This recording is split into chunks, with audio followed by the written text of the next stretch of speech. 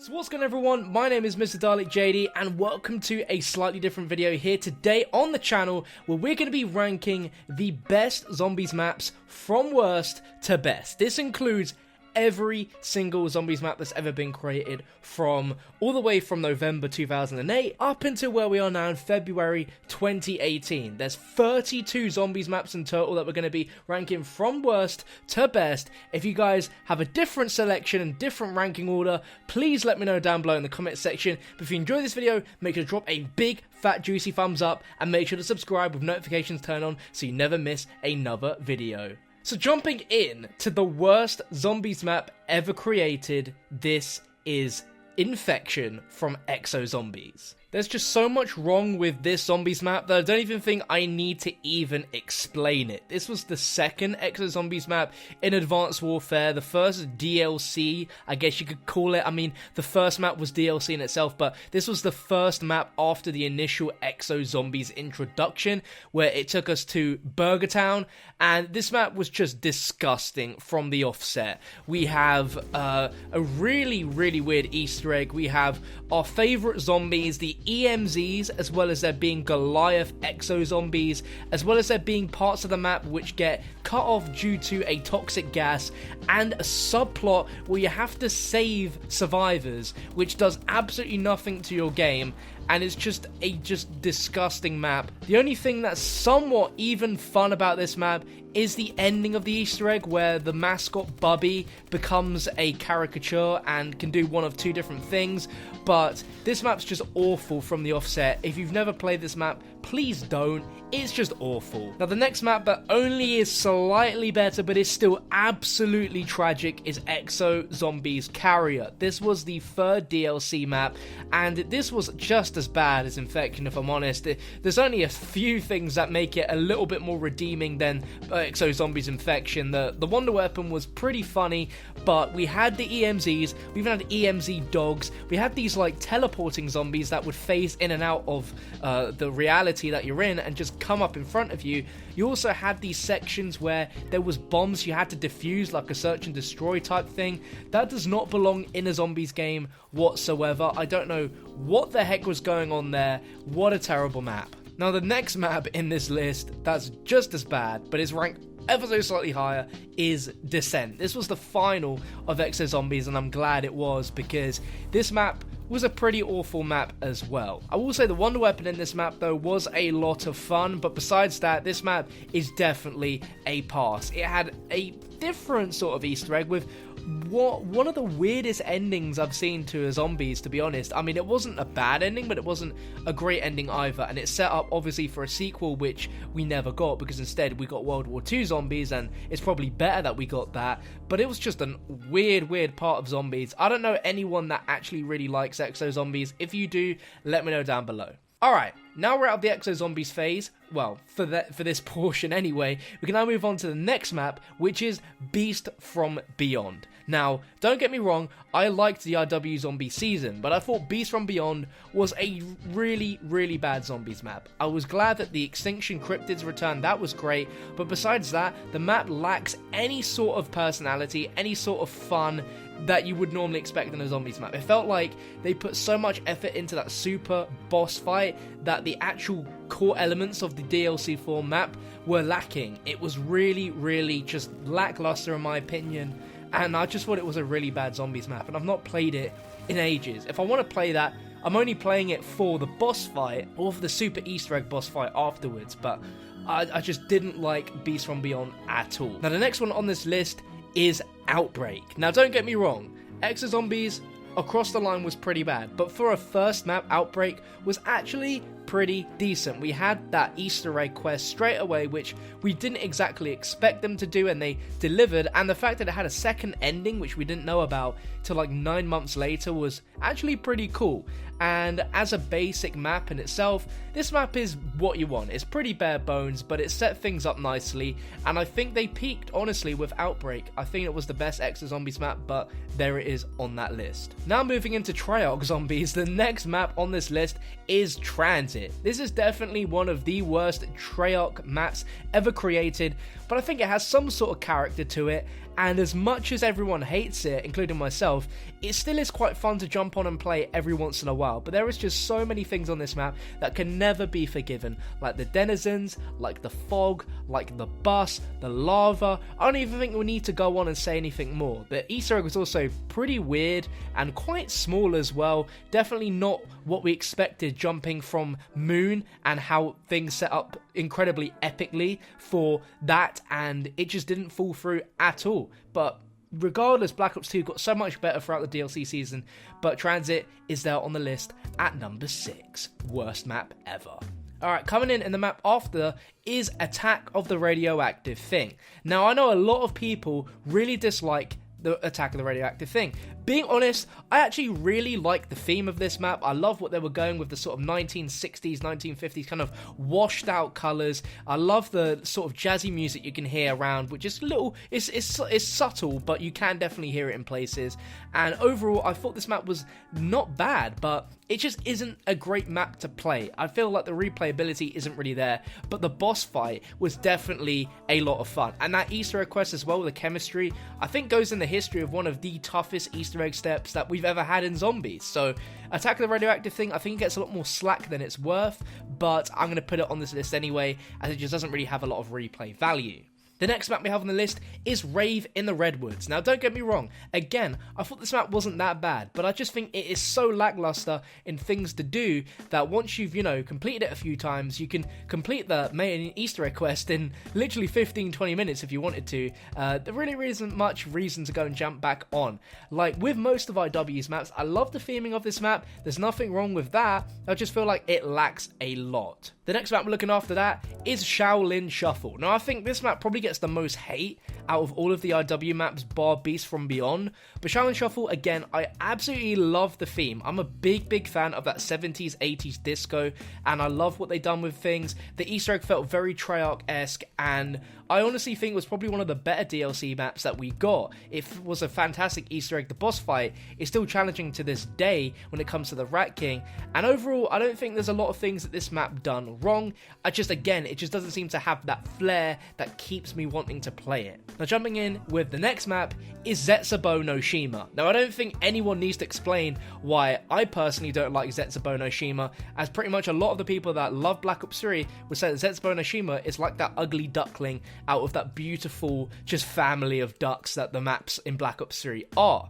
Zetsubou just has a lot of things which I really dislike. I hate the power, it's so long-winded. I just think that the Easter egg felt, a little bit underwhelming. There's still parts of it which I think are quite cool, and Zetsubou overall as a theme is really awesome, but I just feel like it just doesn't gel well with me, and definitely doesn't gel with a lot of the community either. The next map after this is The Darkest Shore. Now, when I first started playing The Darkest Shore when it came out a few weeks ago, I actually really liked it, but as time's gone on, I've just realised that, as with most maps these days, it just feels like the replayability just isn't there. The fog is very annoying, the mutilars are really overpowered, and obviously I know they're put there for a challenge, but I feel their health is just a little ridiculous, and the boss fight, although I can see why they wanted to make it a little bit less in your face with the super mutilars, I just felt like it was a little uncreative, and I thought there was more that they could do.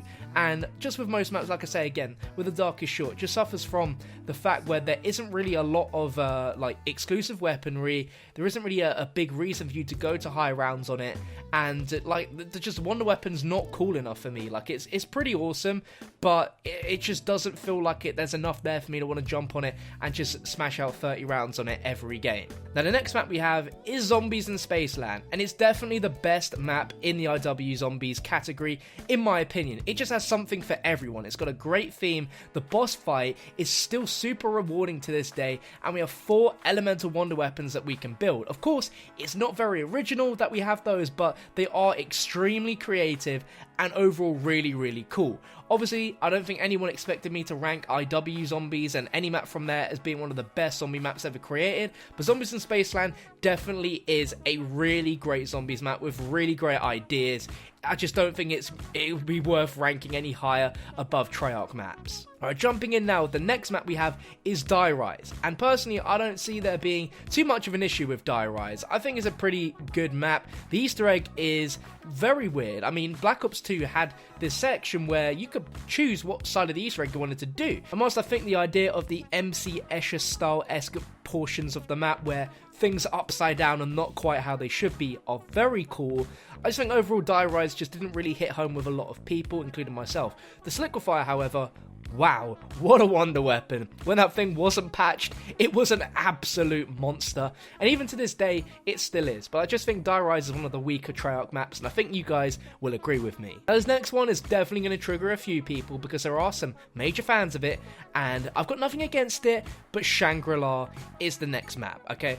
I don't really have a problem with Shangri-La. I think it's great. I think it's a really cool map and a really cool idea.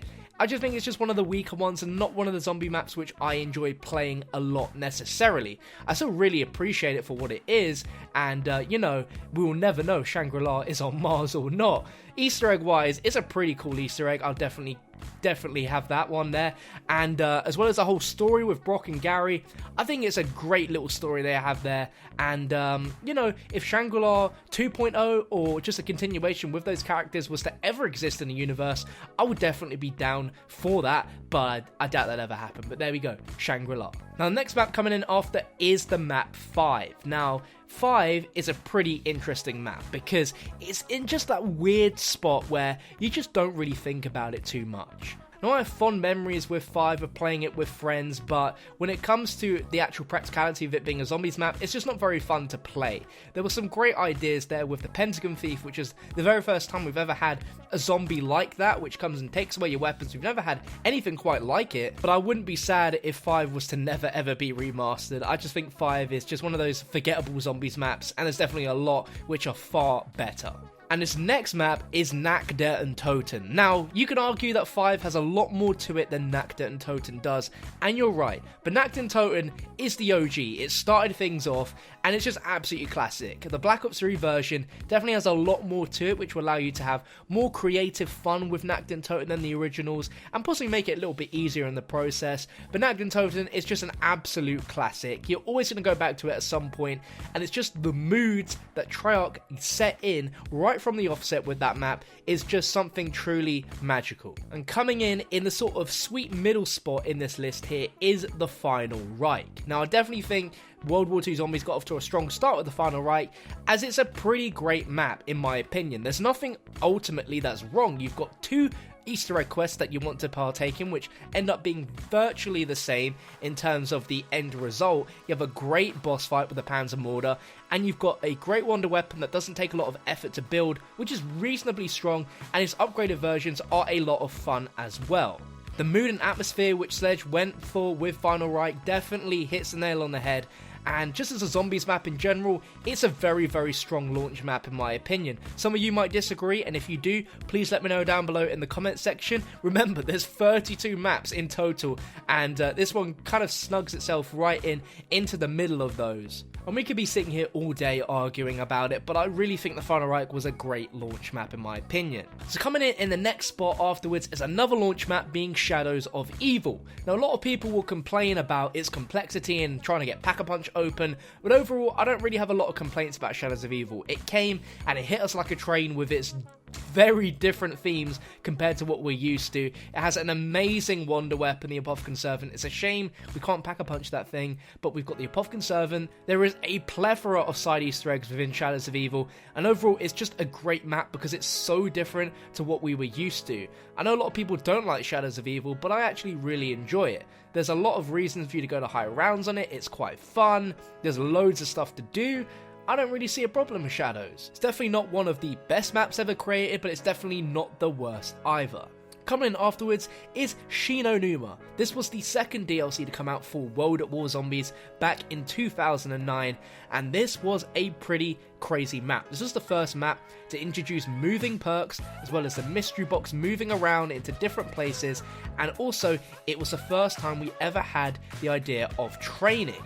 This is where people stopped camping and actually used areas of the map to fully run around in circles and we could finally get to crazy high rounds. This is also the first map to introduce the Wonder Waff for DG2, which was a massive deal, and it's the first time we ever got introduced to the crew of characters that we now know and love so much. The map is definitely not perfect, it has a lot of flaws to it, but Shinonuma I think is a great map. But coming in just slightly better in it is Verruckt. I mean, Shinonuma is arguably a better map in terms of the size, the layout for you to do stuff, but Verruckt really was the best map that comes after it. I think it's one of the strongest maps in DLC in terms of having a classic co-op zombies experience. I don't think anything gets better than Verruckt. You know, you have a team of 4 that split off into 2 different rooms, where one of them has to work to get the power on to be reunited. It's the first map to introduce perks,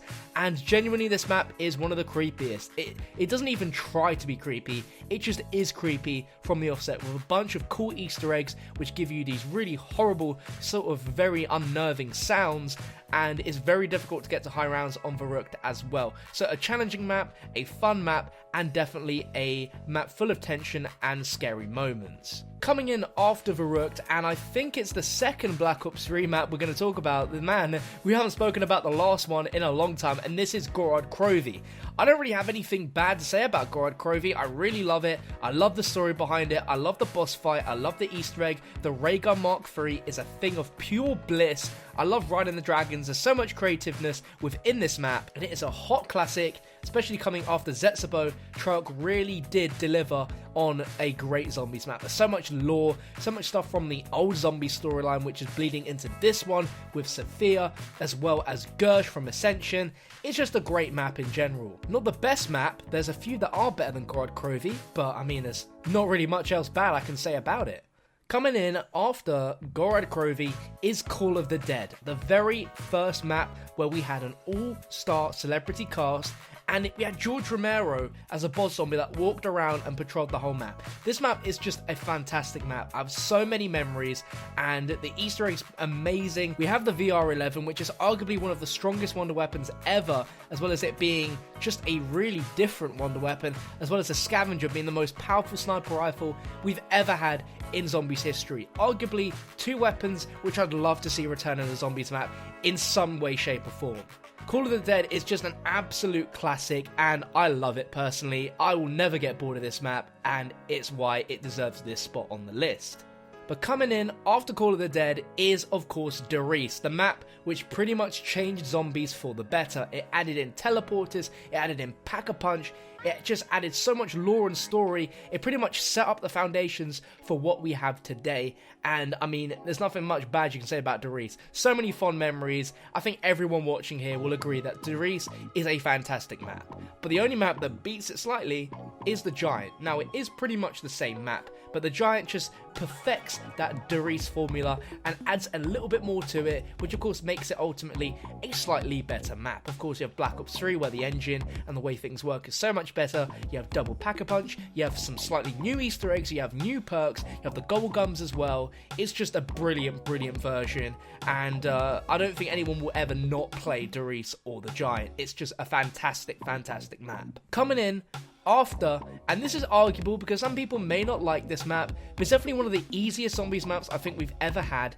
and that is the hot classic Buried. This had a fantastic Easter egg, arguably one of the most challenging Easter eggs we've ever had as well. It had a ultimate super Easter egg ending where it was just the most surprising thing because we were not expecting anything like that, because back in the day the idea of super Easter egg was unheard of, and we never even thought that Treyarch would go to the lengths they did. We have the Paralyzer, which is one of the greatest wonder weapons ever made. You have the Time Bomb, you also have the Remington New Model Army. Just so many things that were new into this map. It's unbelievable. And we have our good old friend Leroy, who we now know to be called Arthur. Man, what a legend. Buried, what a map. Coming in after is the map Ascension. This is the first DLC map for Black Ops 1 Zombies, and this map was fantastic. This was the very first map to ever include a full Easter egg quest, which had a pretty weird ending where it just gifted you a 19-second death machine. 90? Did I say 90? 90-second death machine. But this map was great. It had some interesting elements where it was black and white until you turn the power on. It had an awesome wonder weapon, which we did see in a map that came out on the disc beforehand. I'm pretty sure that the Thunder Gun was planned to be actually included in Ascension to start off with, but it also gave us the Gersh devices and the Matryoshka dolls, which are arguably the best special grenades we've ever had in Zombies. Ascension is just classic. It's pretty much started up you being able to go for high rounds with very easy training spots. It's just such a great map. So good.